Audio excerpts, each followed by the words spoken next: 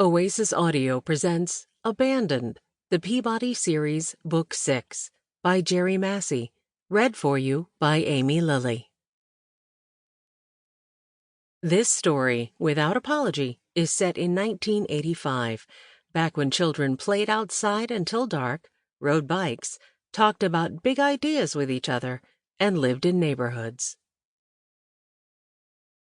The Peabody series presents the adventures of a group of friends from the First Bible Church of Peabody, Wisconsin. Some of the same characters appear in several of the books, but each adventure belongs to a different member of the group. Each character has their own battles on the inside and on the outside, and each has their own discoveries to make, whether it's calm and resourceful Penny, her brother, the handsome and quick-witted Jack, or their friend Scruggs, the tough, sober member of the group who is new to the faith. Christian children, parents, and educators have already acknowledged the Peabody series as something refreshingly new, an incorporation of high and gripping adventure with humor and an emphasis on personal integrity founded on faith. Chapter 1. Off the Ground.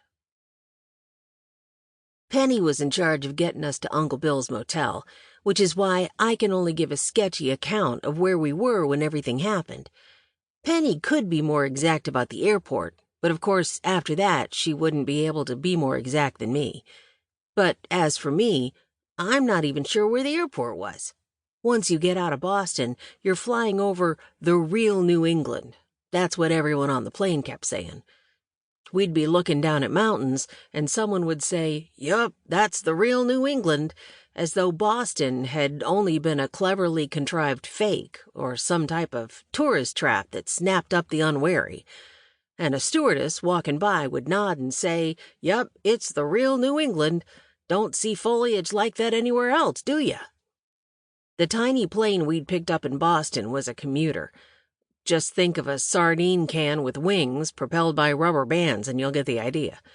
Scruggs, needless to say, was sick.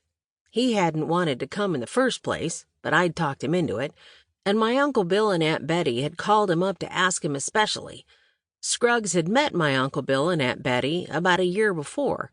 You can read about his adventures in San Francisco in A Dangerous Game. Jean, though not sick, was really pale. She'd held out fine as long as we'd been riding in something nice and big like a 727, but the commuter flight kept reminding her that she was hanging between earth and sky with no visible means of support.